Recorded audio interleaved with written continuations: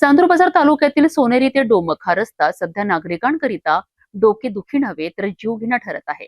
अनेक वर्षांपासून दुरुस्तीच्या प्रतीक्षेत असलेल्या या रस्त्यावर मोठमोठे खड्डे, चिखल आणि खचलेले भाग निर्माण झाले आहेत. नुकताच या रस्त्यावर एक ट्रक पलटी झाल्याने पुन्हा एकदा प्रशासनाच्या दुर्लक्षाचा मुद्दा ऐरणीवर आला आहे.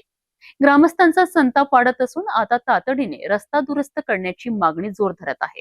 चांदूर बाजार तालुक्यातील सोनेरी ते डोमक हा मार्ग सध्या अत्यंत दयनीय अवस्थेत असून नागरिकांकरिता मोठी डोकेदुखी ठरत आहे. अनेक वर्षांपासून या रस्त्याची योग्य दुरुस्ती करण्यात आलेली नसल्याने पावसाळ्यात परिस्थिती आणखी गंभीर बनली आहे. रस्त्यावर जागोजागी मोठमोठे खड्डे पडले असून चिखल आणि खचलेल्या भागांमुळे वाहन चालकांना जीव मुठीत धरून प्रवास करावा लागतोय.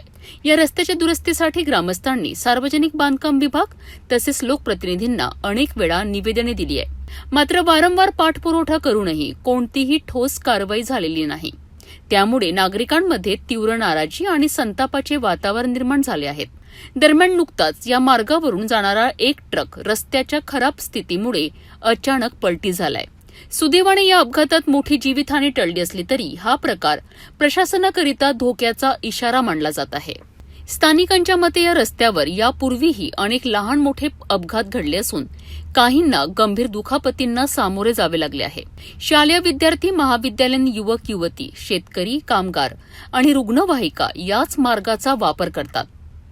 पावसाचे पाणी साचल्याने खड्ड्यांचा अंदाज येत नाही आणि अपघातांचा धोका अधिक वाढतो. त्यामुळे नागरिकांमध्ये भीतीचे वातावरण निर्माण झाले आहेत.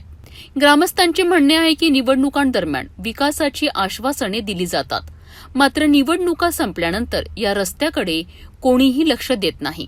त्यामुळे सार्वजनिक बांधकाम विभागाने आणि संबंधित लोकप्रतिनिधींनी तातडीने पाहणी करून कायमस्वरूपी दुरुस्तीचे काम हाती घ्यावे अशी जोरदार मागणी होत आहे.